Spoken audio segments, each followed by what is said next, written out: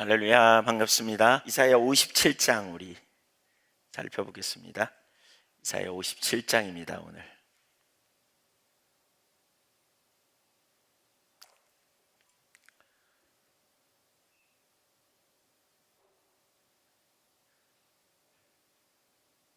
하나님께서 우주를 창조하시고 만물을 주관하신다는 사실을 우리가 분명히 아는 것, 이게 우리에게 어떤 의미인지를 우리가 잘 이해할 필요가 있다고 생각이 돼요. 하나님께서 우주 만물을 창조하시고 통치하신다고 할 때 우리는 하나님 앞에서 적극적인 태도를 취하고, 또 우리가 그리스도의 군사로 부름받은 자로서 이 땅에서 그 하나님의 뜻이 성취되기를 구하고, 하나님의 영광이 이루어지기를 구하는 그러한 중심의 자세를 가지고 우리가 하나님의 은혜를 힘입어 이 땅에서 하나님 행하시는 일에 적극적으로 동참하는 자리로 더 나가야 되겠다 싶고요. 무엇보다 그러기 위해서는 우리의 영적인 눈이 열려야 돼요. 자기중심적인 자리에 있어서는 절대로 안 보입니다. 하나님의 뜻, 하나님의 의도, 하나님의 길, 하나님의 목적, 하나님의 의도, 마음이 뭔지 전혀 안 보여요. 그래서 우리가 믿음으로 행하고 정말 주님이 기뻐하시는 길에 우리가 적극적으로 반응하고서는 이런 실제적인 영역에 가면 좋겠어요. 교회적으로는 다윗의 장막을 다시 이제 시작하는데 좀 오셔서 적극적으로 같이 주님 찾는 낮 시간에 그런 시간들 또 가지면 좋겠고요. 지금 오전에 9시에 모이나요? 네, 9시에도 있고 그 뒤에 시간도 있고, 또 그러니까 오셔서 부지런히 하나님 찾고 구하고 이렇게 나갈 수 있으면 좋겠다, 이렇게 생각이 됩니다. 이사야 후반부는 회복과 관련된 영역인데, 그런 순간에도 심판받는 이들이 있다, 이렇게 나눴죠. 이사야 56장 1절부터 8절까지 보면 이방인도 또 고자도 여호와 연합한 자들은 하나님께서 놀랍게 회복시키실 거다. 유업이 그들에게 주어질 것이다. 약속의 자녀였지만 유업이 그들에게 있지 않은 이스라엘 백성들을 얘기하죠. 영적인 지도자, 파수꾼으로 세워졌지만 유업을 상실해버린, 어제 우리가 그 영역을 살폈고요. 믿음 안에 있을 때 하나님께서 행하신 놀라운 역사가 있고, 또 주님께서 행하실 크고 놀라운 역사들을 우리가 볼 수 있는데, 57장에도 이제 1절부터 그 13절까지는 이제 그런 영역들, 여기 좀 복잡하게 얽혀져 있어요. 우선 그러니까 1절, 2절은 의인이 누리는 그 어떤 평강, 이런 부분을 다루고 있고요. 그 다음에 이제 그 3절부터 그 13절까지는 우상숭배하는 자들, 하나님을 떠나 자기중심으로 돌아가서 우상숭배하는 자리에 가 있는 자들의 방탕함, 이런 어떤 그 윤리적으로도 타락한 이런 자리에 가 있는 자들의 삶의 상태, 그 다음에 14절 이하에 하나님께서 구원하는 자들 베푸시는 은혜에 대한 이야기가 이제 14절 이하에서부터 19절까지 나오고요. 21절, 20절과 21절은 악인의 그 결말, 평강이 없는 삶에 대해서 이렇게 다루고 있습니다. 우선 1절, 2절을 같이 한번 읽어볼까요? 시작. 의인이 죽을지라도 마음에 두는 자가 없고 진실한 이들이 거두어 감을 당할지라도 깨닫는 자가 없도다. 의인들은 악한 자들 앞에서 불리어 가도다. 2절, 그들은 평안에 들어갔나니 바른 길로 가는 자들은 그들의 침상에서 편히 쉬리라. 여기 의인이 죽을지라도 마음에 두는 자가 없다, 진실한 이들이 거두어감을 당한다, 이렇게 표현하고 있잖아요. 깨닫는 자가 없다, 이렇게 말하는데, 의인이 죽는다, 이게 무슨 얘기입니까? 죽어도 마음에 두는 자가 없다. 이 말씀은 거짓 선지자가 일어나 그러니까 거짓 선지자가 얼마나 인기가 있었든지 참 선지자가 죽어도 누구 하나 관심을 갖지 않는다, 이런 말씀이고요. 여기 의인이 누구인가? 특별히 이제 여러분, 여기서 말하는 의인이 누구인가에 대해서 불분명합니다. 그러나 여기서 말하는 의인이 뭐냐면 핍박받아 죽은 자들이라고 할 수 있습니다. 우선 여기 죽을지라도라도 하는 그 아바드라는 단어가 그러니까 단어나 또 거두어 감으로 번역된 네사핌이라는 단어는 박해로 죽어가는 상황을 암시하는 용어들이라고 그래요. 학자들이 그걸 이제 그렇게 주석해 놨어요. 그러니까 박해로 인해 죽어가는 사람들, 예, 어려움 당하고 순교당한 사람들이죠. 예. 그래서 유다에도 그런 일들이 되게 많았거든요. 그 대표적인 한 임금이 히스기야 바로 다음 아들 므낫세 왕이죠. 히스기야의 아들 므낫세. 참 이게 아이러니예요. 여러분, 참 히스기야는 굉장한 왕이잖아요. 근데 그의 아들 므낫세는 천하에 하나님을 대적했던 악한 왕이거든요. 악한 왕. 사실 우리나라도 믿음이 좋은 사람들의 자녀가 다 믿음이 좋지는 않단 말이에요. 오히려 기독교를 반대하는 그런 자리에 막 서죠. 기독교에 대한 부정적인 의식을 갖게 한 사람들이 절대로 적지 않습니다. 유대 전승에 의하면 초대 교부들은 그 이사야가 바로 이 므낫세 왕에 의해 순교당했을 거다, 이렇게 되게 말합니다. 대부분의 학자들이 이렇게 말합니다. 그러니까 의인이 망해도 죽임을 당하도 마음에 두는 자가 없다. 여러분, 근데 이제 우리가 여기 한번 생각해 보세요. 그러니까 핍박을 받는단 말이에요. 예수 믿고 핍박받아 고난을 당하고 죽임을 당하고. 그러면 우리는 세상적으로 보통 뭐라 그래요?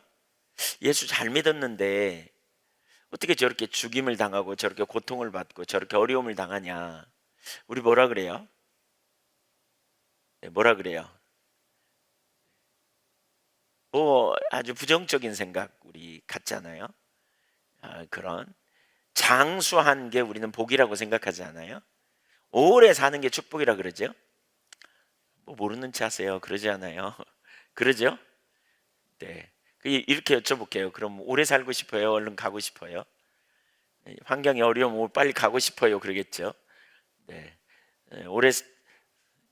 정음이 오래 살고 싶어? 빨리 가고 싶어? 미안해, 너무 젊은 나이에 물어봐서. 혜진이 오래 살고 싶어? 빨리 가고 싶어?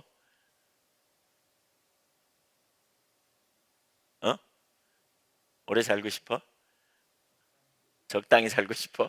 그러니까 빨리 간다는 말은 아니네. 네. 네. 네.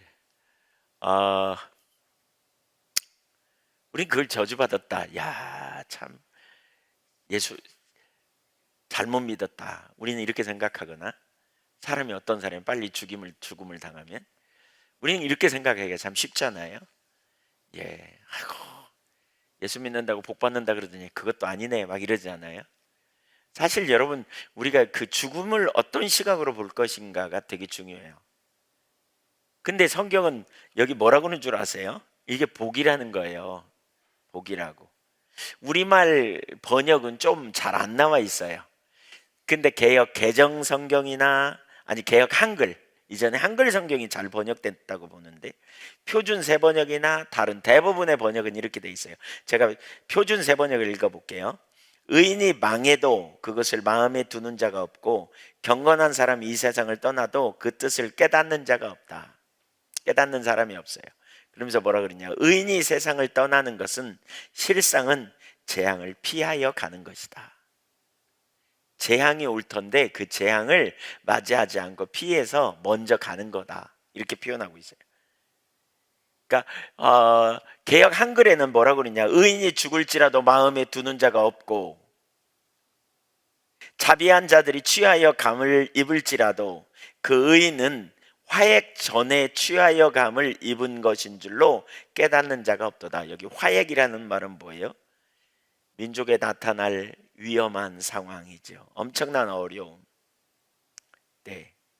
그러니까 이렇게 말하는 거예요. 민족적 죄악에 대한 징벌을 당하지 않도록 데려갔다는 거예요.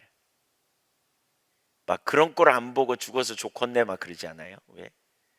뭐 사람들이 이런 얘기 하죠. 예.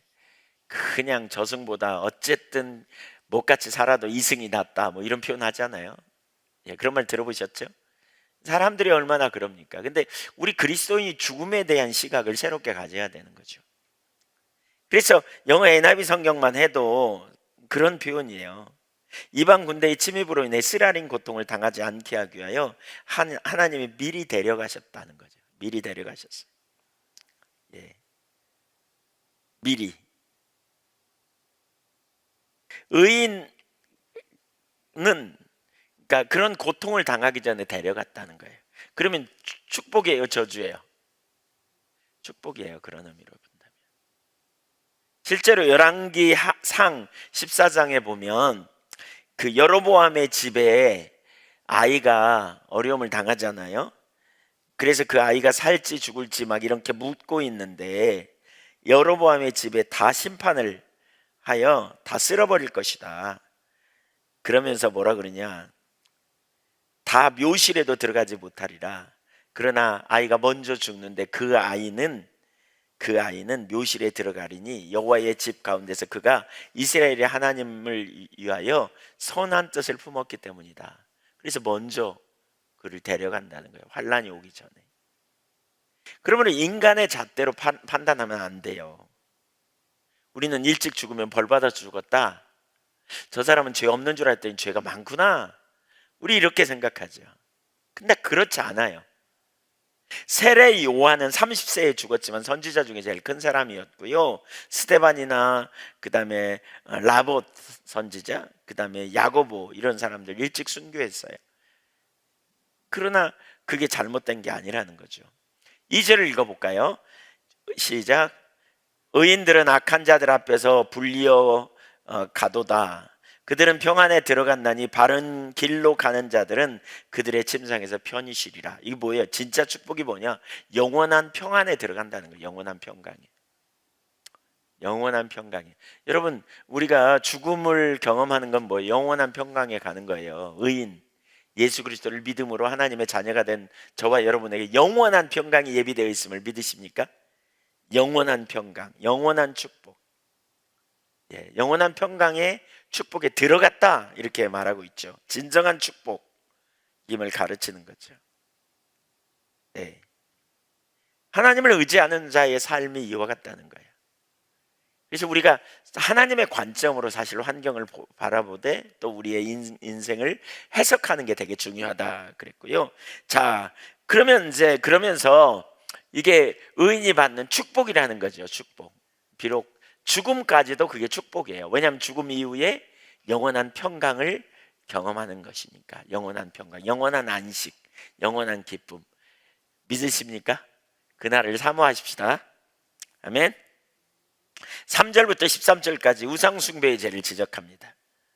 3절부터 그 다음에 이제 보세요. 악한 자의 삶. 그러니까 이 세상의 죄악생 가득한 하나님 중심에서 자기 중심으로 돌아가면 나타나는 특징들이라고 할 수 있어요. 하나님 아닌 다른 것을 신뢰하는 게 우상이죠. 하나님 아닌 다른 것을 내 마음에 두는 게 우상이에요.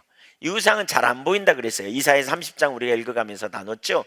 이 우상은 잘 안 보여요. 언제 보여요? 하나님의 은혜가 와야 보여요. 아, 그게 우상이었구나. 아, 그게 문제였구나. 이건 하나님의 은혜가 임할 때 보여요. 좀 덜 울리게 좀 해보면. 방송 좀 덜 울리게 음향. 예. 자, 3절 이하를 그냥 읽어보죠. 3절 이하 더 확 내려.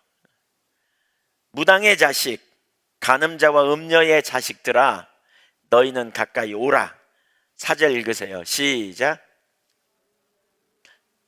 누구를 향하여 입을 크게 벌리며 혀를 내미느냐?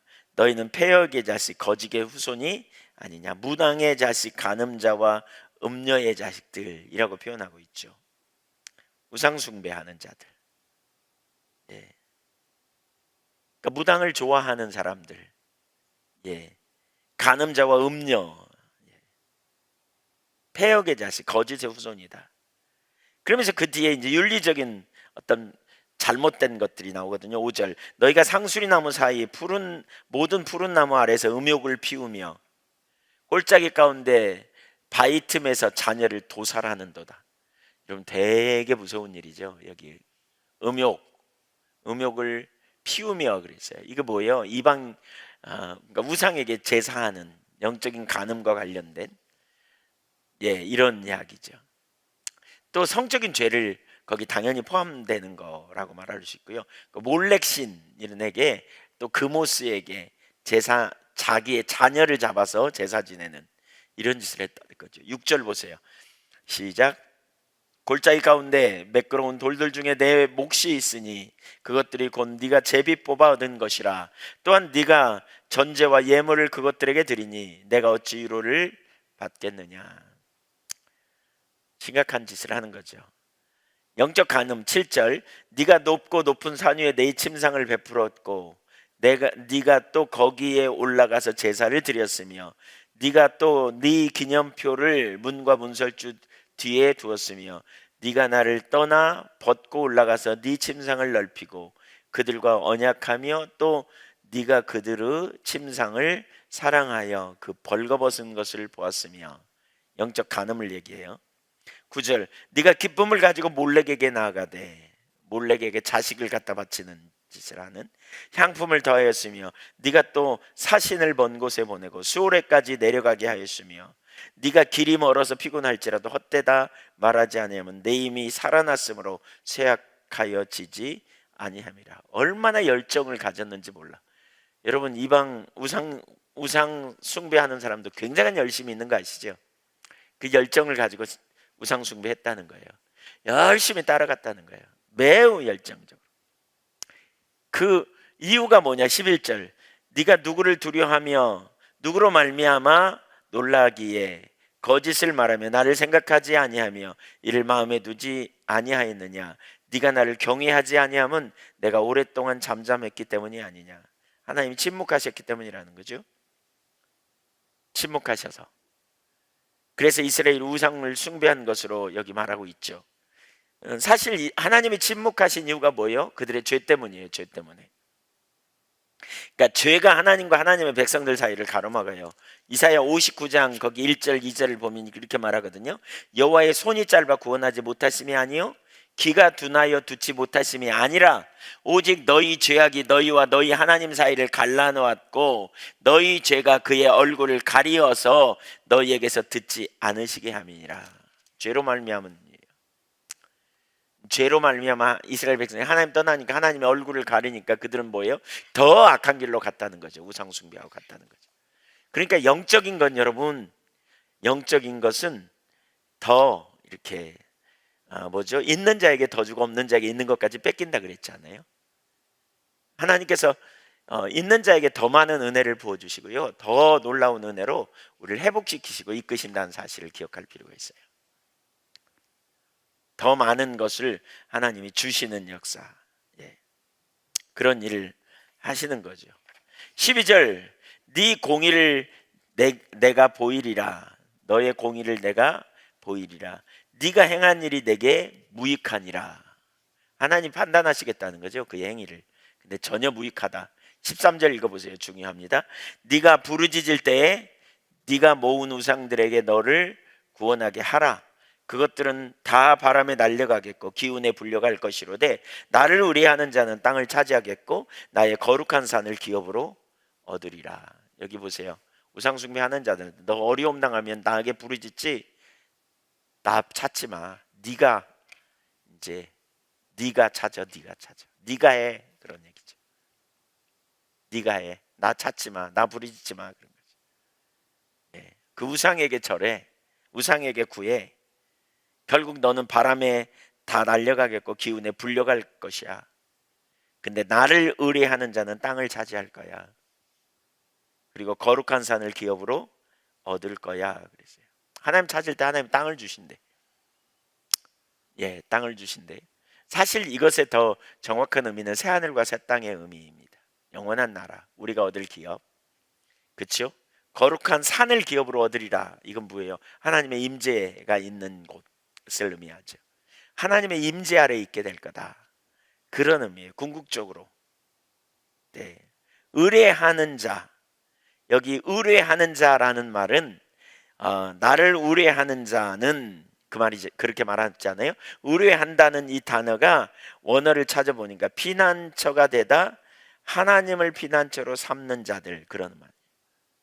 하나님을 피난처로 삼는 모든 자들이 땅을 차지할 거다.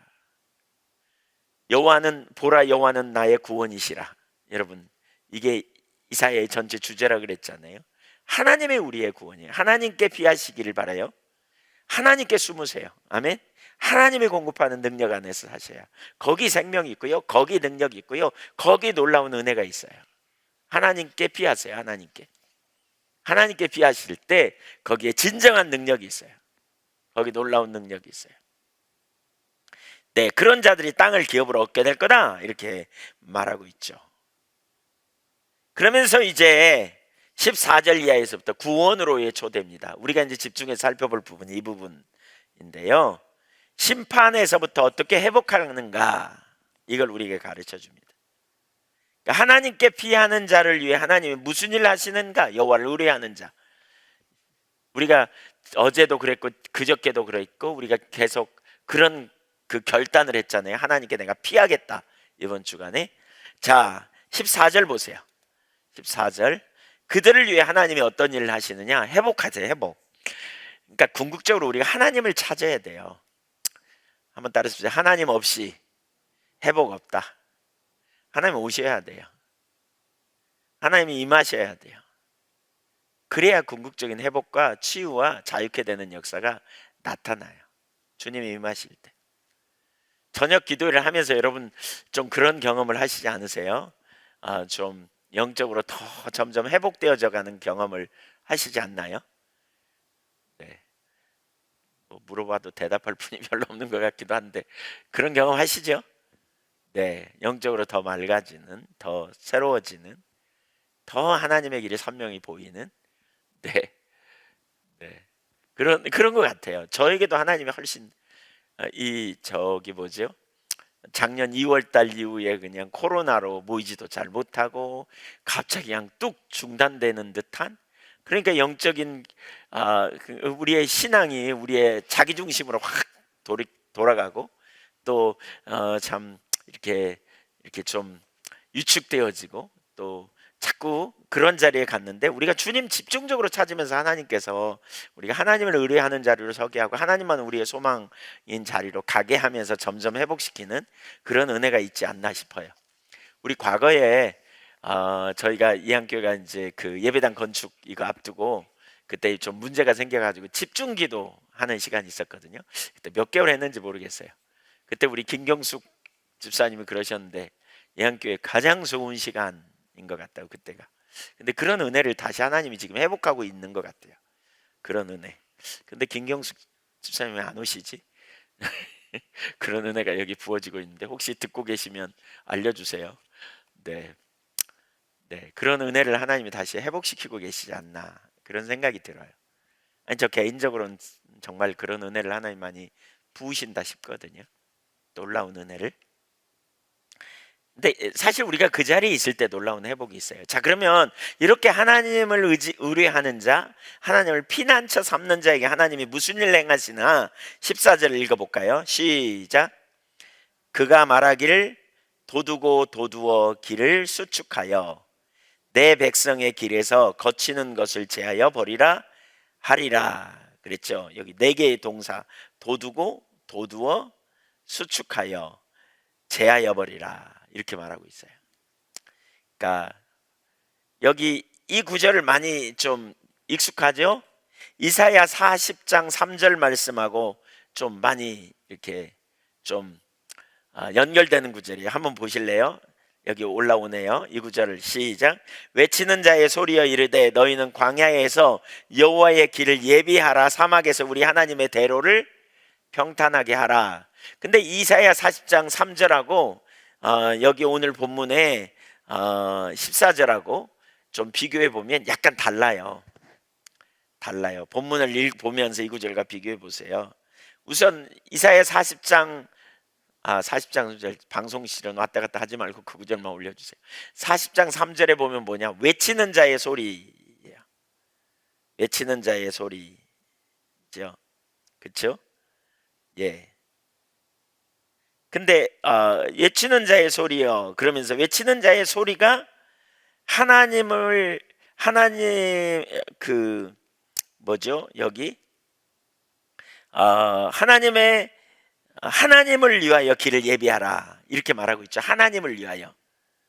근데 본문에서는 하나님의 백성을 위하여, 곧 하나님의 백성이 하나님께 나가는 길을 위하여 예비하라 이렇게 말하고 있어요. 40장에서는 하나님이 오시는 길을 예비하라 이런 의미라면 같은 맥락일 수 있는데, 여기서는 뭐예요? 하나님의 백성이 하나님께 나아가는 길을 예비하라. 그래서 예비하되 뭐예요? 낮은 것은 높이고 돋우고 높은 것은 깎고 거치는 것을 제거해서 하나님의 백성들로 하나님께 나아갈 수 있도록 이렇게 제거하라 그 말이죠. 그러니까 하나님이 우리를 위하여 오실 수 있도록 하는 것과 하나님의 백성이 하나님을 향하여 나아가는 것은 약간 다른데, 여기 본문에서 이제 그걸 얘기하는 거예요. 하나님의 백성이 하나님께 나아가는 것을 제거하라는 거예요. 나가는데 방해물을 또 돋우고 제거하라 그랬죠. 제거하라. 저는 돋우고 돋우라 그런 걸 뭐라고 생각하냐면 그 믿음이라고 생각해요. 믿음. 그러니까 하나님의 백성이 하나님께 나아가는 중요한 요소 중에 하나는 믿음이죠. 하나님이 누구인가? 내가 믿는 하나님이 누구인가? 여러분, 가끔 제가 이걸 참 보거든요. 그러니까 그 사람들이 나를 어떻게 볼까 우리가 막 염려가 되잖아요. 사람들이 나를 어떻게 바라볼까 이런 것 때문에 좀 힘들어한다면 우리가 믿음이 없는 거죠. 사람들이 나를 어떻게 볼까? 사람들이 내 자녀를 어떻게 볼까? 사람들이 내 가정을 어떻게 볼까? 이건 믿음의 문제예요. 성경에 하나님은 우리를 어떻게 보신다고요? 보배로운 소유로 보시고. 그러니까 제가 말하는 것은 하나님이 나를 어떻게 보실까 생각하는 것은 이런 의미에서의 올바른 태도는 있어야 돼요.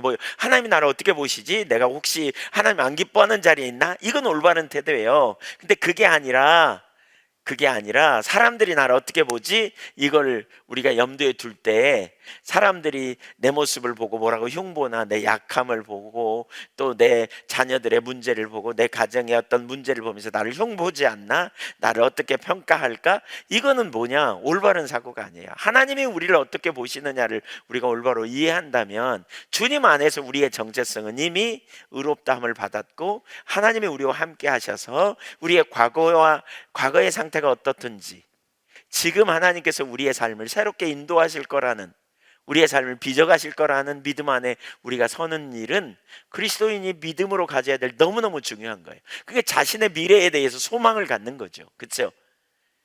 여러분의 가정에 대해 소망을 가지세요. 절망이에요.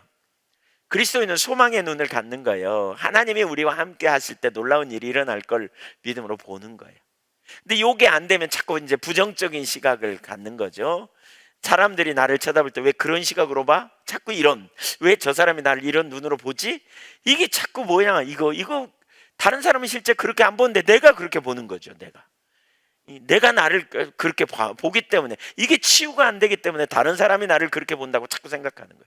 속이 건강한 사람은요, 저 사람이 나를 이상한 눈으로 보는 것 같이 이렇게 쳐다봐도 저 사람이 뭔가 나를 좋아해서 그런갑다 이렇게 봐는 거예요. 이렇게 보여요. 이렇게 보여야 돼.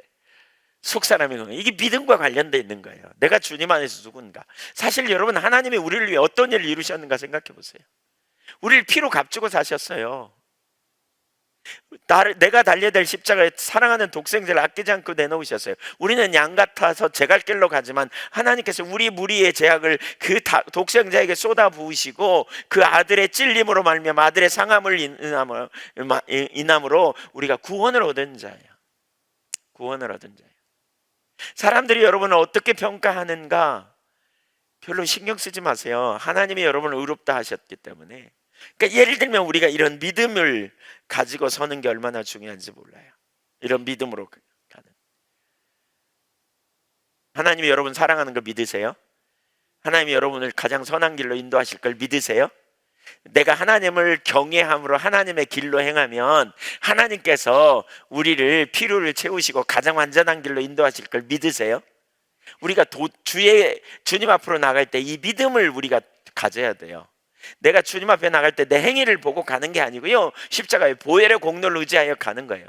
나는 하나님의 사랑받는 자라는 의식을 가지고 가는 거예요.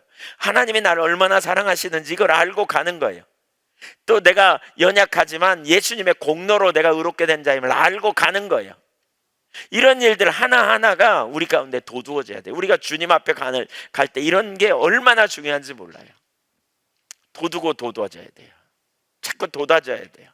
돋아져야 돼요. 아멘. 어떤 때 사람들과 얘기하다 보면 그런 시각을 되게 많이 갖는 것 같아요. 시험 드는 분들이 많이 그래요. 글쎄 누가 나를 그렇게 봐요. 여러분 그런 생각이 든다면 사람이 여러분들을 어떤 눈으로 바라보든지 전혀, 사실 우리가 하나님 앞에서 어떤 존재인지를 인식해야 돼요. 맞죠? 네, 내가 하나님 앞에서 누구인가? 하나님이 우리를 얼마나 사랑하시는가? 여러분의 삶을, 자신을 거울을 앞에 놓고 보면서 여러분 자신을 보세요. 여기도 못생겼고 여기도 못생겼고 이런 것만 보이나요? 넌 왜 그렇게 생겼냐 이러지 마세요. 여기도 작품이고 여기도 작품이고 주님의 시각으로 이렇게 볼 수 있으면 좋겠어요. 네. 아셨죠? 네. 네. 좀 그런가요? 네. 어쨌든 도두고 그 다음에 거치는 것을 제하라 그랬어요. 여기 거치는 게 뭐예요? 거치는 게 걸려 넘어지게 하는 거죠. 자, 우선 하나는 우리가 인격적 하나님께 갈 때 모든 장애물을 하나님이 제거해 주시기 원하잖아요. 근데 한때는 하나님이 거치는 돌이 되시겠다 그랬거든요. 거치는 돌이 되신다 그랬어요. 이사야 8장 14절을 보면 이렇게 말하고 있어요.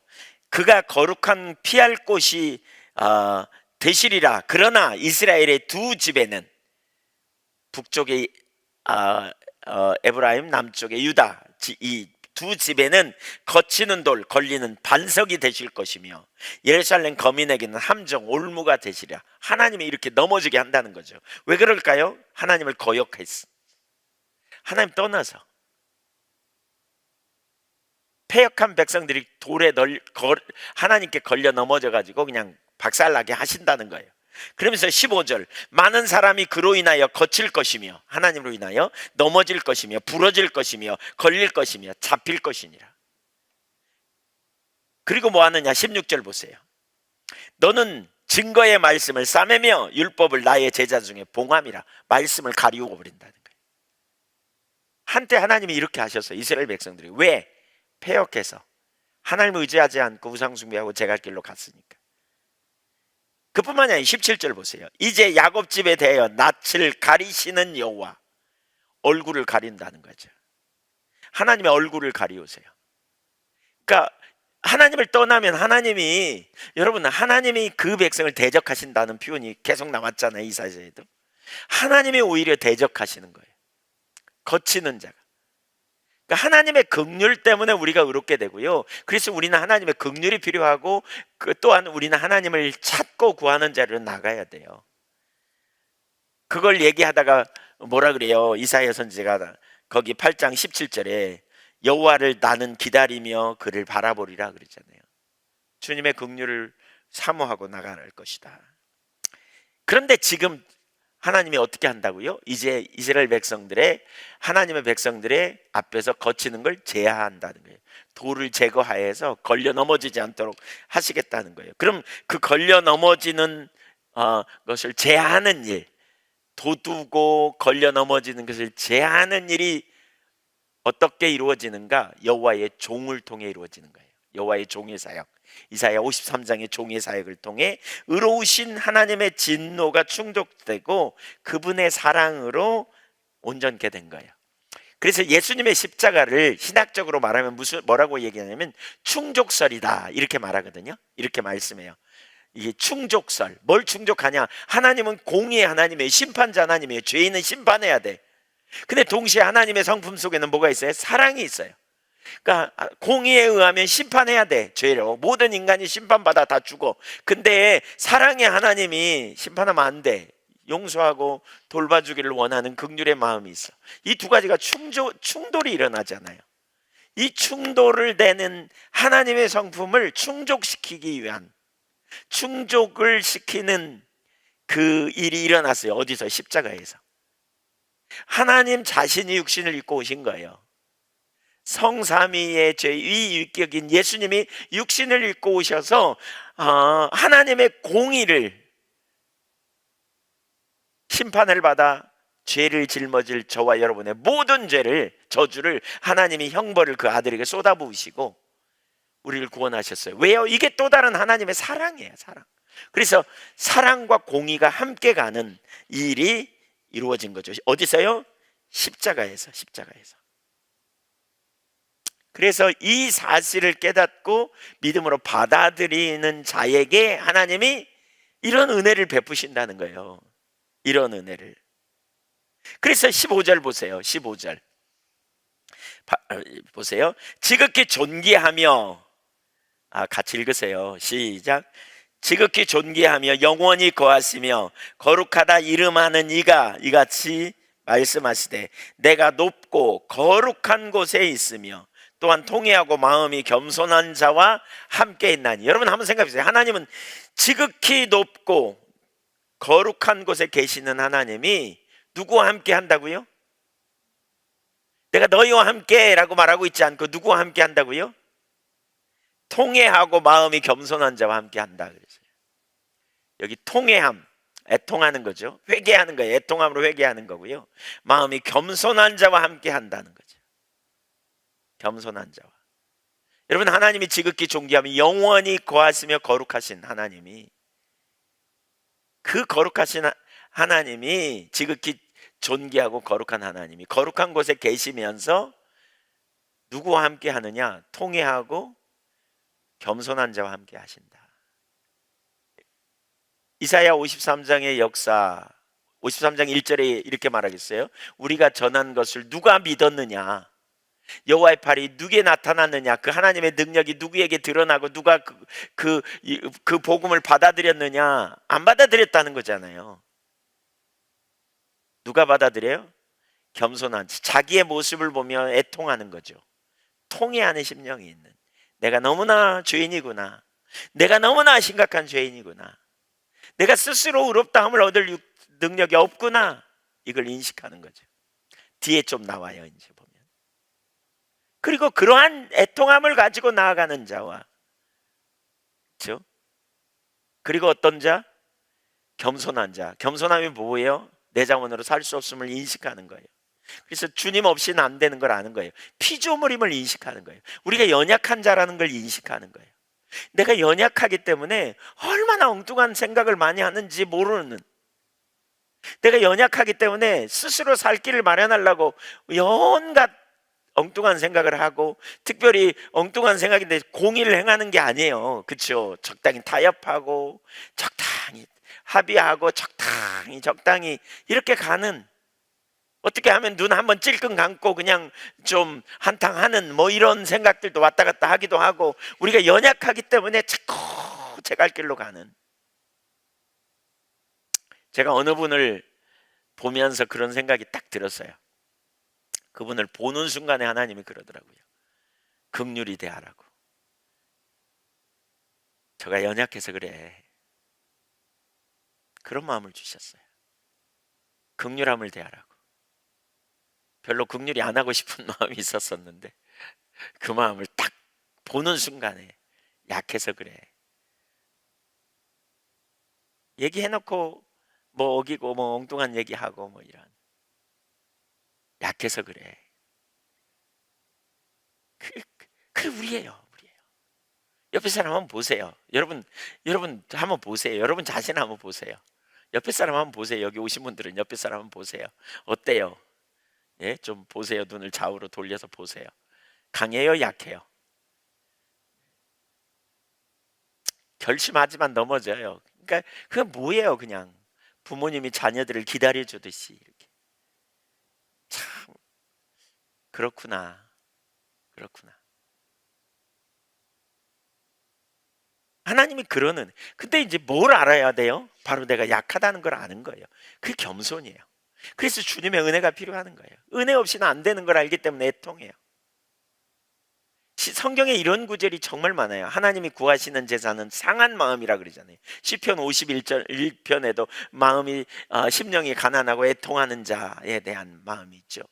또 이사야 66장 2절에 우리 다음에 보겠지만 하나님이 어떤 사람을 돌보느냐, 마음이 가난하고 심령에 애통하는 자를 돌보신대. 예. 하나님이 취급 품목이 아니야. 교만한 자는 안 취급해. 애통하는 마음이 없는 사람은 안 취급해. 안 돌봐. 네 마음대로 살아봐. 그런 거예요. 마태복음 5장에 뭐라 심령이 가난한 자는 복이 있나니 애통하는 자는 복이 있나니 저희가 위로를 받을 것이요. 여기 위로를 받는다는 말의 원어를 보면 하나님께 가까이 이끌림을 받는다 그 말이에요. 하나님이 친하게 지낸대. 애통하는 자를 하나님이 친하게 지내. 친하게 이끌어 주신대. 가까이 두셔. 여기 심령에 가난하고, 그러니까 뭐죠? 겸손하고 애통하는 이 심령을 여러분 깊이 묵상하면 좋겠어요. 우리가 하나님 앞에 합당하지 않아요. 우리가 오직 하나님 앞에 나갈 수 있는 유일한 근거는 바로 애통함으로, 그리고 겸손함으로 우리 주님이 내신 처방을 붙드는 거예요. 십자가의 대속의 은혜, 그 충족시킨 그 은혜를 우리가 붙드는 거예요. 네. 표준 세번역을 보면 이게 훨씬 더 잘 나와 있어요. 그래서 제가 읽어볼게요. 여기 오늘 방송실 누가 있지? 네, 15절 읽어볼까요? 시작. 지극히 높으신 분, 영원히 살아계시며 거룩한 이름을 가지신 분께서 이렇게 말씀하신다. 내가 비록 높고 거룩한 곳에 있으나 겸손한 사람과도 함께 있고 잘못을 뉘우치고 회개하는 사람과도 함께 있다. 누구와 함께 한다고요? 겸손한 사람, 잘못을 뉘우치고 회개하는 사람. 애통함이 그거잖아요. 이런 사람과 함께 한다는 거예요. 그래서 여러분, 회개가 큰 은혜예요. 회개가 그냥 회개가 아니라 성령님이 비추시. 내가 진짜 잘못됐구나, 이걸 깨닫고, 내 신앙에 문제가 있구나, 내가 지금 잘못된 길로 가는구나, 이걸 깨달아 회개하는 건 굉장한 은혜예요. 이런 자들과 함께 있겠다 이잖아요. 그 다음에 보세요. 겸손한 사람과도 함께 있으면서 그들에게 용기를 북돋워 주고, 회개하는 사람과도 같이 있으면서 그들의 상한 마음을 아물게 하여 준다. 위로해 준다는 거죠. 애통한 자는 복이 있나니 저희가 위로를 받을 것이요. 주님과 가까이 하고 싶으면 겸손해야 돼요. 겸손하면 의미가 뭐예요? 나는 주님 없이는 살 수 없다. 난 철저히 주님의 은혜로 나는 구원받았다. 나의 삶은 오직 주의 은혜로 된 거다. 지금도 나는 그 은혜가 필요하다 보는 거죠. 내가 얼마나 연약한지, 얼마나 자주 흔들린지, 내가 얼마나 왔다 갔다 하는지, 얼마나 내가 사람 바라보는지, 얼마나 자주 실패하는지, 얼마나 스스로 살 길을 찾는지. 저는 그 단어가 참 와닿아요. 우리는 양 같아서. 양은 능력이 없거든요. 양은 능력이 없어요. 그래서 제 갈 길로 가요. 이게 같은 의미 같아요. 자, 16절 보세요. 16절. 자, 그래서 어떻게 한다? 내가 영영이 다투지 아니하면 내가 끊임없이 노하지 아니할 것은 내가 지은 그의 영과 혼이 내 앞에서 피곤할까 함이라. 하나님의 마음이 여기 보이시죠? 여러분, 주님의 마음이 보이죠? 하나님이 다투지 않는데, 끊임없이 노하지 않는데 성질 내기로 하면 벌써 죽었어요. 근데 안 하겠대. 이제 왜? 피곤할까 싶어서. 참 놀라운 사랑이에요. 우리 중에 누가 하나님과 하나님 앞에 서겠어요? 죄에 대해 진노하시지만 또한 사랑으로 대하십니다. 성경에 보면 뭐라 그랬어요? 그 노염은 잠깐이요 그 은총은 평생이로다. 시편 30편 5절에 보면 저녁에는 울음이 기숙할지라도 아침에는 기쁨이 마리로다. 기쁨이 오리로다. 한번 읽어보죠. 이 구절 시작. 그의 노염은 잠깐이요 그의 은총은 평생이로다. 내일 읍조를 말씀이에요. 그의 노염은 잠깐이요 그의 은총은 평생이로다. 저녁에는 울음이 깃들일지라도 아침에는 기쁨이 오리라다. 오래가지 않는다는 거죠. 겸손하고 애통하는 자에게 하나님께서 하나님이 얼른 돌이켜주시고 얼른 회복시켜주시고 마치 부모가 자녀를 용서하듯이 말이에요. 얼른 용서해줘. 기다렸다는 듯이 용서해줘. 기다렸다는 듯이 싸매주시는 이게 주님의 은혜예요. 주님의 은혜. 우리는 그 긍휼과 은혜로 온전히 되는 거죠. 무한하신 사랑으로 죄인들을 의로운 존재로 만들 방법을 주님은 찾으시고 회복시켜줄. 그래서 하나님은 계속 노하지 않는다는 거죠. 끊임없이 노하지 않는다는 거예요. 우리를 배려하시고 우리를 아시고 우리를 긍휼히 여기셔서 하나님이 노하시면 피곤할까 봐, 영혼이 피곤할까 봐. 그래서 감당할 만큼만 하나님이 우리를 훈련시키시고 이끌어 가신다는 거죠. 기억하세요. 하나님의 징계는 멸망이 아니에요. 하나님의 징계는 저와 여러분을 세우기 위함이고 회복시키기 위함이에요. 하나님은 우리가 지칠까 생각하시는 분이 아니에요. 진칠까 생각하시는 분이세요. 하나님을 향하여 애통함으로 나가십시오. 여러분 겸손함으로 나가십시다. 아멘. 긍휼로 도우세요. 자 17절 보겠습니다. 17절 시작. 그의 탐심에 제약으로 말미암아 내가 노하여 그를 쳤으며 또 내 얼굴을 가리고 노하였으나 그가 아직도 패역하여 자기 마음의 길로 걸어가도다. 여러분 보세요. 왜 하나님께서 계속 화내지 않으시냐면 알아. 우리의 상태를 알아. 양같이 자기 길로 가. 끊임없이 가. 여기 그랬잖아요. 탐심의 죄로 말미암아 하나님이 노하여 쳤대. 얼굴을 가리고 노했대. 거치는 돌이 되셨대. 그런데 아직도 패역해. 못 깨달고 계속 패역해요. 자기만 마음의 길로 막 가는 거예요. 그래서 하나님께서 18절에 보세요. 내가 그의 길을 보았은즉. 여기 길이 뭐예요? 이사야 53장 6절에서 말하는 것처럼 마음 자기 우리 모두는 양과 같이 제갈 길로 가는 그냥 자기 길로 가는 거예요. 그걸 보았어요. 하나님께서 우리의 연약함을 보셨어요. 그래서 뭐예요? 내버려 두면 그냥 막 갈 것 같으니까 하나님께서 뭐 한다고요? 고쳐주시겠다는 거예요. 고쳐줘요. 그를 고쳐줄 것이라. 너무 신나죠. 하나님은 우리를 붙드시고 우리를 고쳐주시겠다는 거예요. 그냥 내버려 두지 않겠다는 거예요. 이게 은혜 아닙니까? 한 가지가 요구돼요. 그게 뭐예요? 겸손한 거에 통함이에요. 겸손한 거에 통함. 두 가지네요. 한 가지 뿌리에서 나와요. 겸손한 거에 통함. 하나님은 은혜를 부으시고 고쳐주시겠다는 거예요. 고치려고 해도 안 되잖아요. 여러분 우리의 노력으로 습관을 고치고 우리의 노력으로 뭔가 삶을 변화시키고 아무리 해도 안 되죠. 그래서 우리 주님의 은혜가 필요하잖아요. 정말 은혜가 필요하잖아요. 겸손하게 주님 앞에 나가는 거죠. 그를 인도할 것이다. 그러니까 그를 고쳐줄 것이다. 그 다음에 그를 인도할 것이다. 그리고 그와 그를 슬퍼하는 자들에게 위로를 다시 얻게 할 것이다. 여기 뭐예요? 자기 민족과 자신의 죄로 인하여 슬퍼하고 애통해하는 자를 위로해 주신다 라고 말해요. 위로해 주신다. 반복된 죄악에서 건져낼 능력이 없는 자들, 스스로 죄로부터 빠져나올 능력이 없는 자들, 도저히 해결책이 없는 자들, 하나님께서 해결책을 주시고 건져내시겠다라고 말하고 있죠. 이런 자들 뭘 통해서요? 종의 사역을 통해서. 이사야 53장의 종의 사역. 그래서 우리는 양 같아서 제갈 길로 갔거늘 하나님은 우리 무리의 죄악을 그에게 담당시키셨도다. 예수님의 십자가의 사건을 통해서 우리가 그렇게 구원의 길로 인도하심을 받게 된 거다. 진짜 우리 안에 답이 없어. 진짜 소망이 없어. 달려주세요. 그러는 거죠. 주님 도와주세요. 제가 그런 얘기 많이 했죠. 그래서 처지인식이 중요하다. 우리 그런 얘기 전에 많이 나눴잖아요. 처지인식이 중요하다. 우리 자신을 아는 게 중요하다.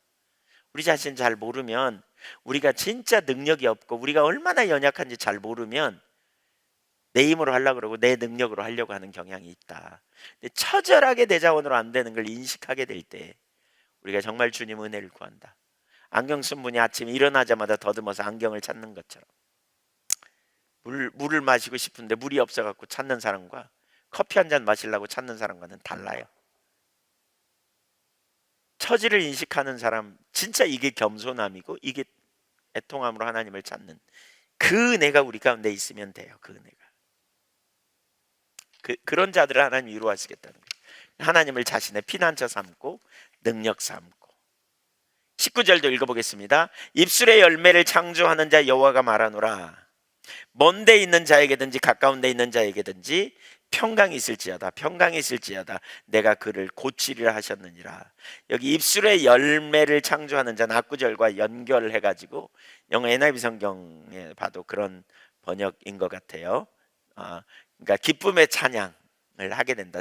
슬퍼하는 자가 기쁨의 찬양을 하게 된다. 찬미의 제사, 그 입술의 열매가 이제 그런 찬미의 제사죠. 오직 하나님만 하실 수 있는 사역,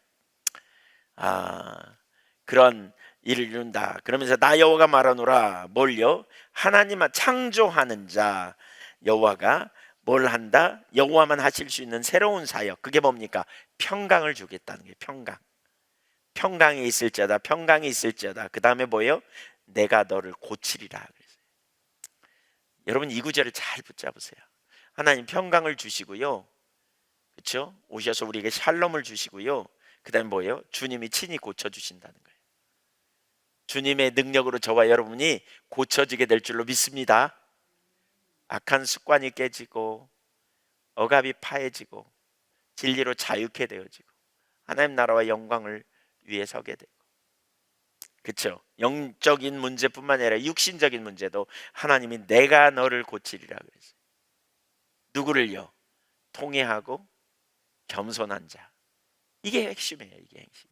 이게 얼마나 중요한지 몰라요. 예, 이게 그런 자들을 하나님이 치유하신다. 예, 그리고 평강을 주신다. 포로에서 겪고 있는 고통으로부터 해방되는 걸 얘기하고, 복음 전파될 복음을 통해서 하나님과 깨어진 관계가 회복되고, 그래서 이웃과의 관계가 회복되는 놀라운 역사, 세상이 주는 것과 같지 않은 평강, 샬롬이죠. 샬롬. 구약의 이스라엘 백성들이 샬롬을 많이, 중동장에 압살롬 알로이곰 그러거든요. 중동 사람들 압살롬 알라이곰, 살롬이죠. 샬롬. 그 평강을 굉장히 소망하는, 근데 이 평강을 줄 거라는 거죠. 환경과 상관없이 주님 안에서 주님이 우리의 지혜가 되시고 능력이 되시고 보호자가 되시고 돌봄이 되시는. 그래서 57장 15절이 핵심이에요. 가장 관건이죠. 마음이 겸손하고 통회하는 자. 네. 그런 자들에게 주신다. 이 약속이 저와 여러분의 것이 되기를 간절히 소망합니다. 계속 보이시죠? 우리가 누구에게 결국 가야 돼요? 주님께 가야 돼요. 주 없이 살 수 없어요. 주님을 의지해야 돼요. 주님을 부르셔야 돼요. 주님이 우리의 전부가 되는 거예요. 어떻게 해요? 힘써 찾고요, 주님과 연합하고요, 주님을 기쁘시게 하는 삶을 선택하고요, 하나님 말씀에 기초하여 공의로운 삶을 살아가는 자리에 가고요. 그 다음에 20절 21절을 마지막으로 봅니다. 그러나 악인은 평온함을 얻지 못하고, 반면에 악인입니다. 그 물이 진흙과 더러운 것을 늘 솟구쳐내는 요동하는 바다와 같으니라. 평강이 없어요. 평온함이 없어요. 그냥 물이 진흙과 더러운 것을 늘 솟구쳐, 속이 보이지 않고 그냥 혼탁하고요. 21절 내 하나님의 말씀에 악인에게는 평강이 없다 하였느니라. 악인에게는 평강이 없어요. 샬롬이 없어요. 이 땅에 사는 동안도 말할 것도 없지만 영원한 나라에 잠시 잠깐의 평강이 있는 것 같지만 거짓된 안전, 지난주에 나눴죠. 라이스 사람들, 사사기에 나타난 단지파가 가기 전까지는 매우 안전이라고 생각했어요. 근데 거짓된 안전이었다고요. 단지파에 600명의 군사가 몰아닥치자 순식간에 몰살당해버렸어요. 그들은 자기들은 안전하다, 편안하다. 하나님의 징계가 심판이 그렇게 임하는, 악인은 결국 멸망하고 영원한 지옥에 갈 수밖에 없는. 그래서 우리가 하나님을 경외해야 하는, 여기 악인은 누굽니까? 악인, 회개할 줄 모르는 악인과 의인을 대정하는데 여기 악인이 누구인가요? 악인, 악인. 의인은 평강이 있어요. 의인은 기쁨이 있어요. 의인은 하나님이 함께 하세요. 의인은 하나님이 그 얼굴을 그러니까 보이시고 인도하시고, 그렇죠? 구원하시고 샬롬을 주시고 이런 일을 해요. 반면에 악인은요, 말로 할 수 없는 어려움을 당하는 거죠. 그러면 악인은 누구냐? 한마디로 말하면 이사야 우리 55장에 보면, 그러니까 55장 이하에서부터 쭉 보면 자기 생각, 자기 길로 행하는, 자기 중심적인 자리에 있는 사람들, 자기 중심에 있는 사람들. 이사야 55장 6절에서 7절에서 보래요. 악인은 그 길을 불의한 자는 자기 생각을 버리고 여호와께로 돌아오라 그러잖아요. 악인은 뭐예요? 자기 생각, 자기 길로. 그러니까 이 사람도 하나님 찾을 수 있어요. 왜? 자기를 돕는 수단으로 여기거나, 아니면 하나님의 말씀을 들어요. 근데 머릿속에서 골라요. 판단해요. 이래갖고 돼? 안 돼? 아이고 그렇게 누가 살아? 이미 자기 생각으로 가버렸기 때문에 그래요. 이 사람은 56장에 보면 자기 목적을 따르는 사람이죠. 자기 영광을 구하고 자기 기뻐하는 일을 택하고 하나님은 수단으로 여기는 사람. 이게 악인이에요.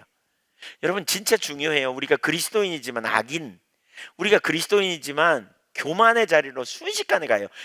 하나님 중심에서 자기 중심으로 돌아가면 금방 교만해져요. 하나님 은혜를 잊어버리고 내 힘으로 살라 그러고요. 이게 악인이에요. 이게 여기 이사야에서 말하는 악인은 자기 중심으로 돌아가는 게 악인이에요. 어제 하여튼 계속 나눴죠. 하나님 중심은 뭐예요? 하나님의 영광을 위해 살고 하나님을 위해 사는 거죠. 그리고 하나님을 힘입어 산다 그랬어요. 이게 뭐예요? 하나님 자원으로 사는 거예요. 주님을 의지하고 사는 거예요. 그래서 주님의 길을 따라가는 거예요. 이게 하나님의 길을 따라가는 사람이에요. 하나님을 위해 하나님을 의지하고 하나님의 힘으로 하나님의 길로 자기 중심으로 돌아가면요, 자기 영광이에요. 내 영광을 구하고, 그렇죠?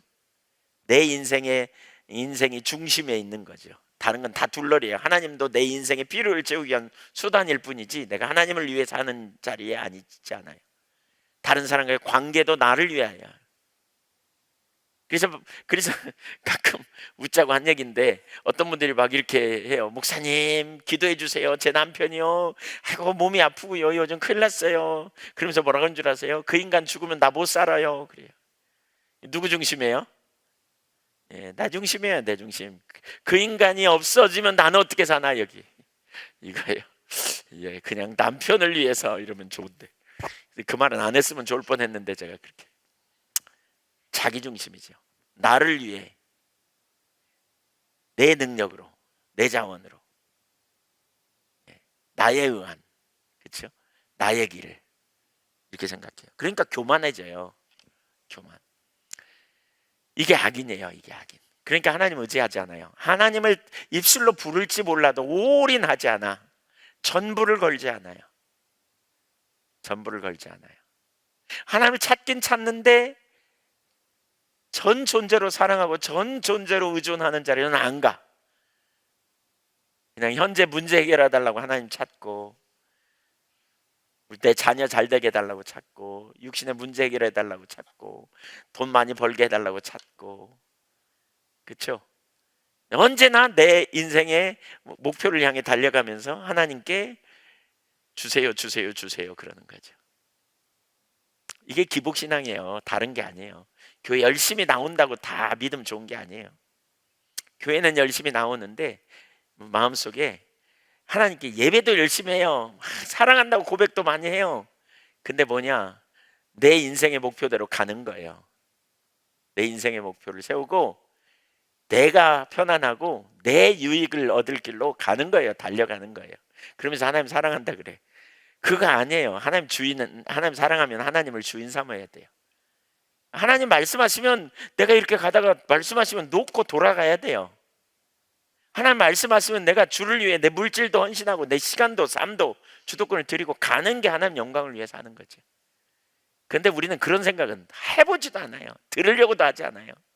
내 영광을 위해 내가 나름대로 헌신하고. 근데 우리는 그런 사람 믿으면 좋다 그러거든요. 교회 나와서 헌신하고 봉사하고 충성하고 헌금하고 뭐 열심히 뭔가 하면 믿음 되게 좋네 막 그러지 않아요. 근데 중심이 자기 중심에 가 있어요. 내 인생의 목표, 자기 인생의 목표를 위한 수단이고, 그러니까 하나님 나라와 하나님의 영광을 위한 희생, 헌신, 하나님 나라를 위해 온 몸을 드리고 모든 것을 드리는 삶은 이론에 불과하죠. 그게 믿음 좋은 건가요? 사실 성경적으로 보면 악인이에요. 그거 악인, 자기 중심으로 돌아가는. 그렇다고 볼 수 있어요. 진짜 중심의 문제이죠. 그러니까 하나님을 온 존재로 신뢰하고 우리 어디로 가야 되는지, 뭐가 참 신앙인지 너무 분명해요. 사랑한다고 말하면서 사실은 이렇게 말하면 내 말 듣고 감동 먹어갖고 나한테 잘해주겠지? 이런 생각으로 사랑해 보세요. 사람한테 그래 보세요. 완전히 사기지, 사랑이 아니라. 우리가 하나님 사랑하는 게 뭔데요? 온전한 의존이고요, 온전한 신뢰로 가는 거예요. 전 존재로 내가 하나님을 사랑하는 거예요. 다시는 자기를 위해 살지 않고 우리를 구원하신 이를 위하여 살게 하려고. 이게 고린도후서 5장 15절인가 거기 나오죠. 하나님의 아들이 우리를 위하여 죽으신 십자가의 대속의 은혜가 보여요. 다시는 이제 우리는 구원받은 자는 나를 위해 살지 않아요. 주님을 위해 살아요. 하나님의 영광을 위해 사는 거예요. 내 주인은 그분이고 나는 그분의 영광을 위해 살고 그분이 기뻐하시는 길을 믿음으로 선택하고 가는 거예요. 그분이 우리 인생의 주인이에요. 내가 아니에요. 그렇죠? 내 마음대로 살다가 내 인생의 목표, 내가 좋아하는 것 목표 정해놓고 그리 가는 거예요. 안전빵만 가. 위험부담 감수 안 해. 주님 말씀하시도 안 듣는 이유가 뭐예요? 못 들어요. 왜? 이게 안 바뀌는데 어떻게 듣겠어요? 하나님의 우리의 삶에 하나님의 목적과 하나님의 의도를 따라 우리 삶을 초청하는데 안 그런 생각조차도 없어. 다 잘 되려고 그러는 거지. 이상해서 잘 먹으려고 그러는 거지. 먹고 살려고 그러는 거지. 뭐 이런 생각 우리가 갖는 거죠. 그러니까 안 변하는 거죠. 자기 중심이 깨져야 진짜 하나님 영광을 위해 우리가 살 수 있어요. 악인이 뭔지 생각해 보세요. 우리는 악인은 교회도 안 나오고 악인은 뭐 이렇게 우리는 악인은 뭐 저기 나쁜 짓 골라서 하고 뭐 이런 사람 생각하죠. 성경에서 악인은 자기 생각 자기 길로 행하는 거라 그랬어요. 자기 생각 자기 길. 그래서 55장에는 자기 생각 자기 길을 고집하는 거, 56장에는 자기 목적을 따라가는 사람들, 그게 57장에는 우상 숭배와 연관되고, 56장에 자기 목적을 따라가니까 자기 이익을 추구하고 사람을 사귀는 것도 내 중심에서 사귀고 하나님을 찾는 것도 내 중심에서 사귀고 파수꾼으로 세웠는데 섬기라 그러는데 섬기기는커녕 그걸 이용해갖고 자기 배 채우려고 그러고 자기 중심으로 돌아가는 자리로 가는, 이게 다 악인들이에요. 악인들, 심판받는 악인들. 그 과정을 지금 55장부터 설명하고 있는 거죠. 누가 의인이에요? 겸손한 자예요. 애통하며. 그래서 그리스도 없이는 안 돼. 그래서 난 예수님이 필요해. 그래서 주님 앞에 나가는 거죠. 주의 영광을 위해, 주님을 기쁘시게 하기 위해 주님과 연합하고 주님이 기뻐하시는 일을 선택하고. 여러분, 이 삶으로 돌아갈 때 회복이 있어요. 주님이 오신다니까요. 우리와 함께 하신다니까요. 거기에 친밀한 교제가 있어요. 사실 이게 성령님이 우리 가운데 깨닫게 해주시지 않으면 안 보여요.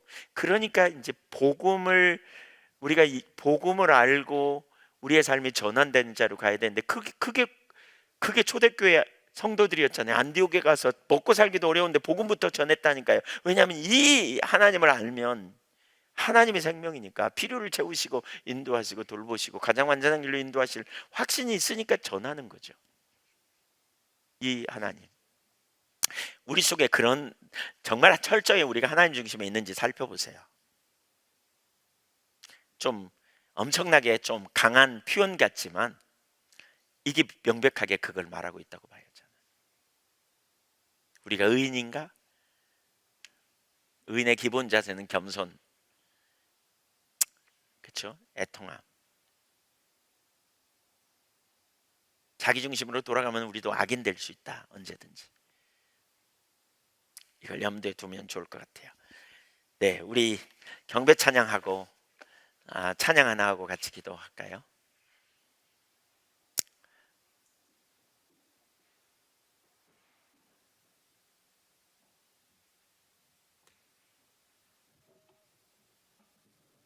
(49번) 우리 추가곡 40번 겸손히 주님 앞에 섭니다. 주님만이 나의 모든 것 찬양할까요?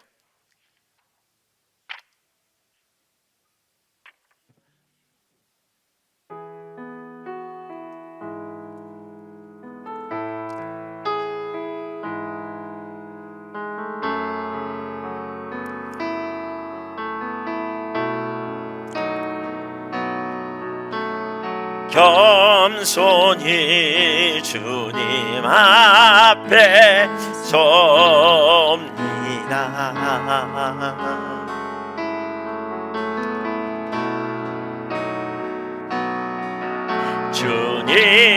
주님만이 나의 모든 것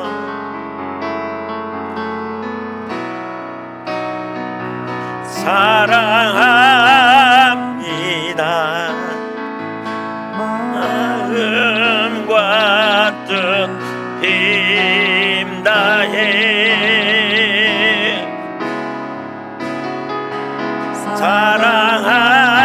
사랑합니다. 마음과 뜻 힘 다해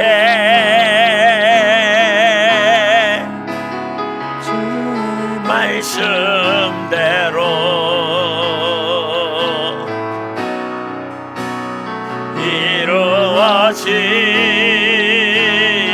이루어지라. 나의 모든 것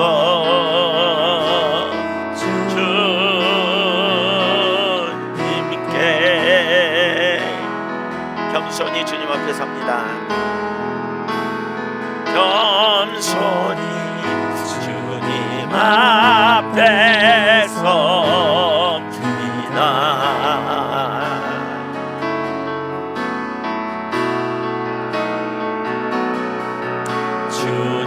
주님만이 나의 모든 것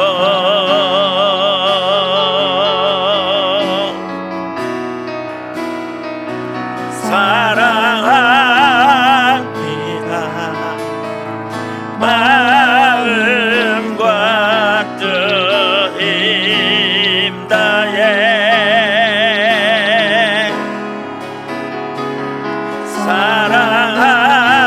사랑합니다. 마음과 뜻 힘 다해 주의 말씀대로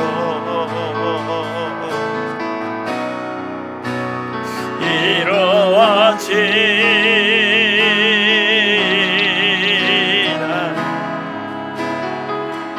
나의 모든 것 주님께. 우리 같이 기도하겠습니다.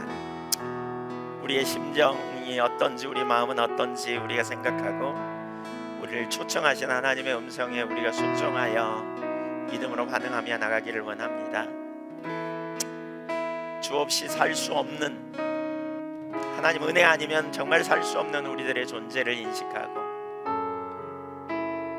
정말 주를 경외함으로 주님 안에서 누리는 안식 평안, 또 주님이 주시는 그러한 성산, 또 그 땅을 우리에게 주신다고 하셨는데 전적인 하나님의 은혜와 능력 아래에 붙들림 받기를 사모하고 우리가 나가기를 원하고요. 정말 중심을 살펴보십시오. 내 마음이 나누어지지 않았는지, 하나님을 내가 찻대 내 명예와 내 목적을 위한 수단으로 전락시키고 주변인으로 하나님 몰아가고 있는지, 아니면 정말 내가 하나님의 뜻, 의도와 목적을 따라 기꺼이 순종하고 따라가기를 원하는지. 저는 가끔 시골에서 제가 살 때 저희 부모님이 고구마 농사를 지었는데 그 고구마 순이 들러붙지 않도록 가끔 뒤집는 일을 이렇게 했던 것 같아요. 근데 고구마 순이 일주일에 한 번씩 뒤집지 않으면요 들러붙어요. 우리가 그런 것 같아요. 땅에 들러붙어 가지고 자기 중심으로 가서 아무데나 열매를 맺어요. 세상적인 열매. 그리고 새끼손가락만한 실 고구마들 막 이런 거 맺잖아요. 정말 주님을 우리가 의지하고 경외함으로 주님의 영광을 위해 살기를 구하고 나아가는 그런 우리가 되기를 원하고요. 같이 우리 믿음으로 주님 앞에 나가 간구하고 은혜를 구하고 사모함으로 같이 기도하기를 원합니다. 기도하겠습니다. 할렐루야. 우리 아버지 하나님, 아멘. 하나님, 우리가 양같이 제갈 길로 가지만 하나님께서 그 은혜와 긍휼과 자비를 베푸시며 잠시 동안 우리가 슬플지라도 이내 우리에게 기쁨으로 하나님 우리에게 평강으로 인도하시는 우리 주님의 은혜와 긍휼로 말미암아 오늘 저희가 여기까지 있어온 주 그 은혜에 너무너무 감사하고 주님을 높이고 송축합니다. 아버지 하나님, 저희의 이기적인 자기중심적인 삶, 하나님 아버지, 저희가 순간 우리도 알지 못한 순간에 정말 하나님 안 기뻐하는 자리로 돌아가 버린 저희들의 생각과 이론과 논리와 하나님 모든 것들을 제하여 주시고 우리 주님 주시는 은혜와 능력 가운데만 붙들림 받아 하나님께 영광이 되는 귀하고 복된 삶이 되도록 오 하나님 은혜의 은혜를 더하여 주옵소서. 아버지 영광으로 임하여 주옵소서. 원능으로 임하여 주옵소서. 능력으로 임하여 주옵소서. 행하신 놀라운 역사를 보기를 원하고 아버지께 영광이 되는 삶으로 나가도록 우리 아버지 은혜의 은혜를 더하여 주옵소서. 할렐루야. 우리 하나님 영광 받아 주시옵소서. 크신 은혜와 능력으로 역사하여 주옵소서. 하나님 영광을 보게 하시고 아버지의 길로 행하며 아버지 능력의 손으로 붙들어 주시며 인도하시며 하나님만 영화롭게 하는 귀하고 복된 역사를 경험하며 나가도록 인도하여 주옵소서. 할렐루야. 우리 하나님 아버지, 주는 선하시며 완전하시고 능치 못함이 없으신 좋으신 하나님이시오매 저희가 믿음으로 행하고 하나님을 경외함으로 나아가오니 오 하나님 능력으로 역사하시며 주님만 하실 주님 그 일들을 이루어 주옵소서. 아버지의 영광으로 임하여 주옵소서. 원능으로 임하여 주옵소서. 능력으로 임하여 주옵소서. 우리 아버지 하나님 감사합니다. 할렐루야. 하나님 감사합니다. 모든 영광과 찬양과 존귀를 받으시기 합당하신 하나님,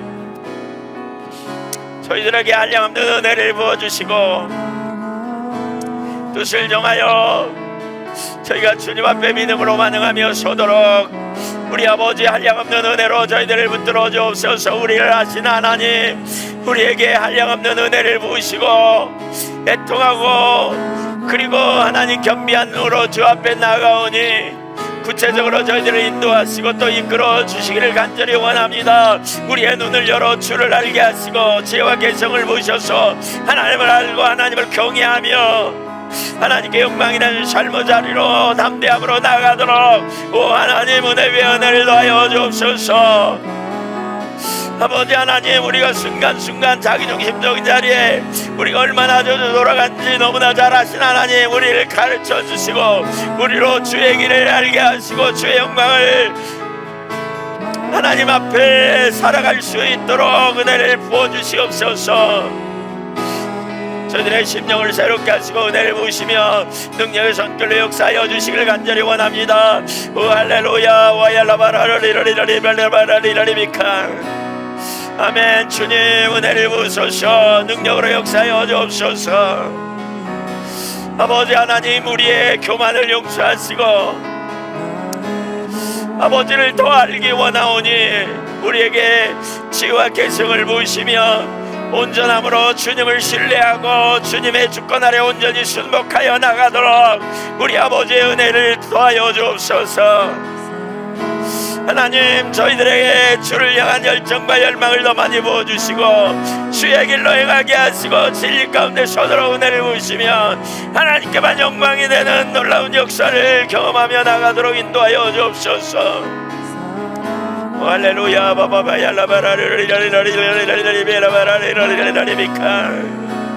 아버지, 저희를 긍휼히 여기시고 은혜를 부으시며 능력을 다하여 주옵소서. 우리의 눈을 열어주시옵소서.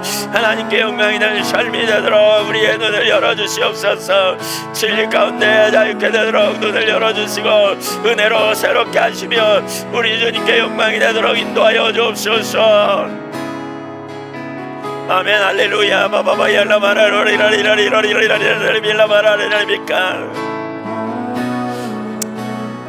오 할렐루야. 우리 하나님 역사하여 주옵소서.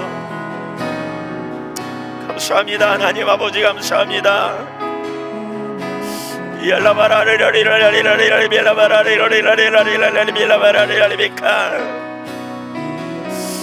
주님 능력으로 우리에게 오시옵소서. 능력으로 임하시옵소서. 기름 부음으로 임하시옵소서. 아버지 영광을 나타내 주옵소서. 아멘. 주님 우리를 가르치시고 우리를 일으키시고 새롭게 하신 은혜로 회복시키시고 하나님 나라와 영광을 위하여 서도록 은혜를 부어주시옵소서.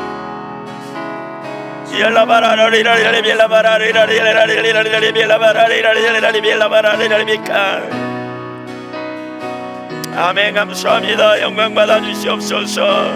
오 할렐루야. 영광 받아 주시옵소서. 오 할렐루야. 영광 받아 주시옵소서. 오 할렐루야. 하나님 영광 받아 주시옵소서. 새롭게 하여 주옵소서.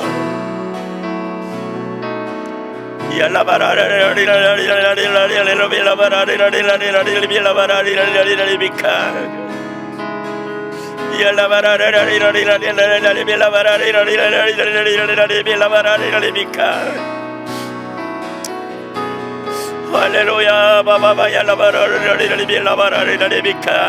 이 시대에 주를 경외하는 세대를 세우시고 아버지의 영광을 구하며 아버지의 임재를 사모하며 정말 겸손함으로 하나님 앞에 나아가는 세대를 세워주시옵소서. 우리를 가르쳐주시고 우리에게 오래 참으시는 주님을 알고 주님을 의지하여 주의 임재 안에 거하며 주님의 능력을 의지하며 살아가는 세대로 세워주시옵소서.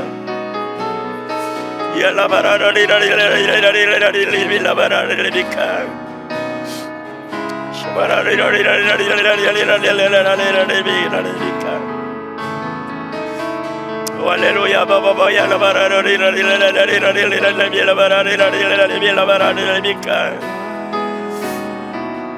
아멘. 주님 아버지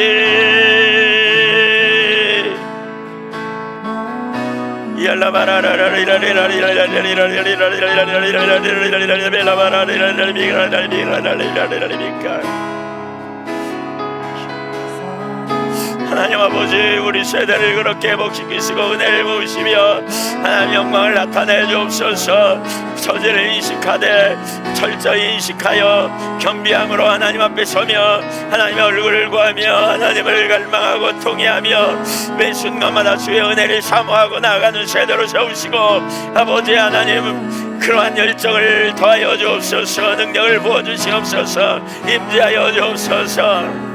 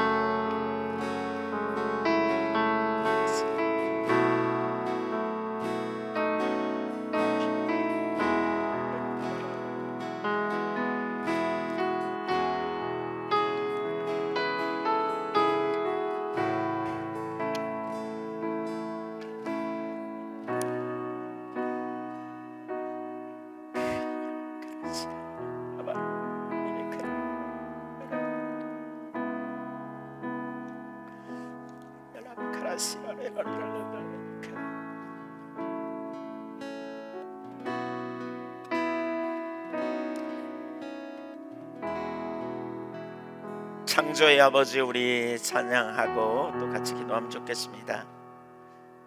169번 창조의 아버지.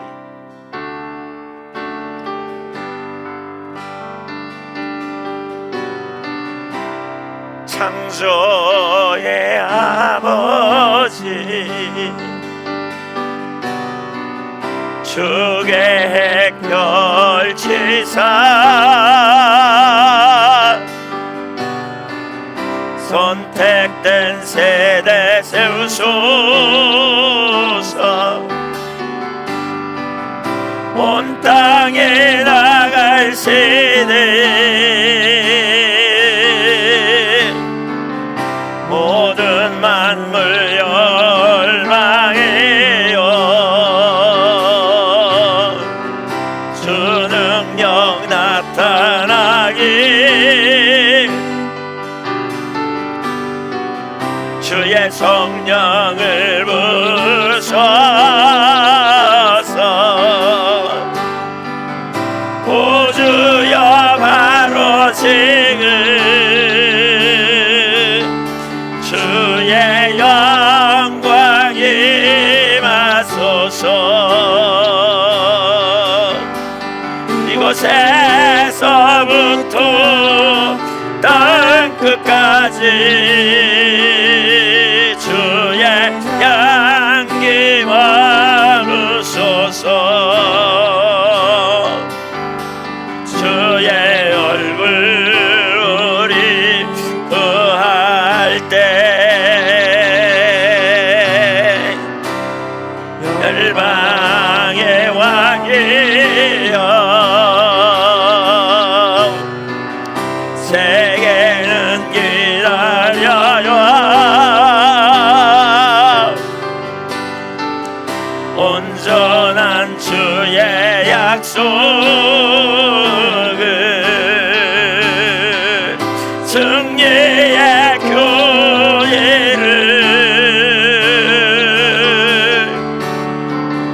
우리들을 만져주사 능력 입혀주소서.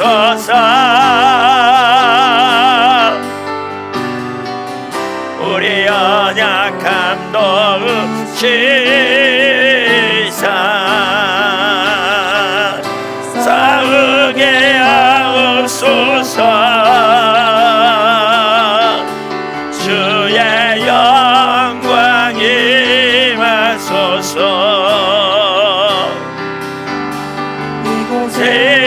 이곳에서부터 땅 끝까지 주의 향기 마르소서. 주의 얼굴 우리 구할 때 주 나라 오소서. 주 나라 오소서. 주 뜻 이루소서.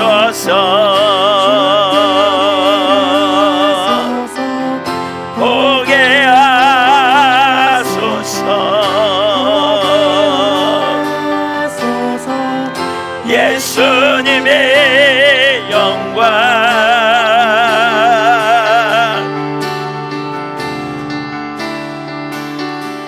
주의 영광이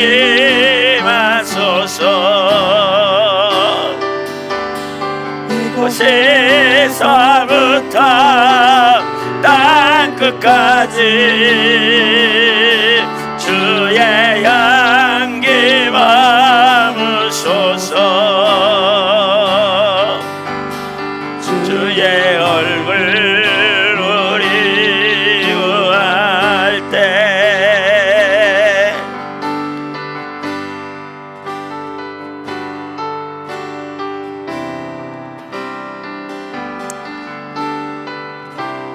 우리 믿음으로 다시 한번 하나님 앞에 기도하겠습니다. 이 시대에 하나님의 영광을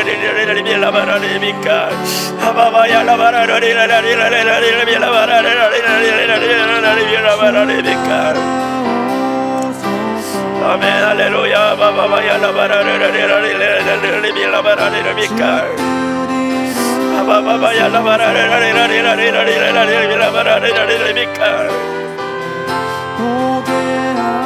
할렐루야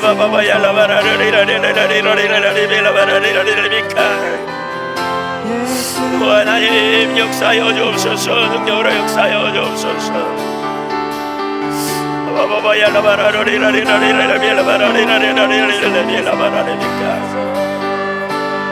주님이 와소서 역사옵소서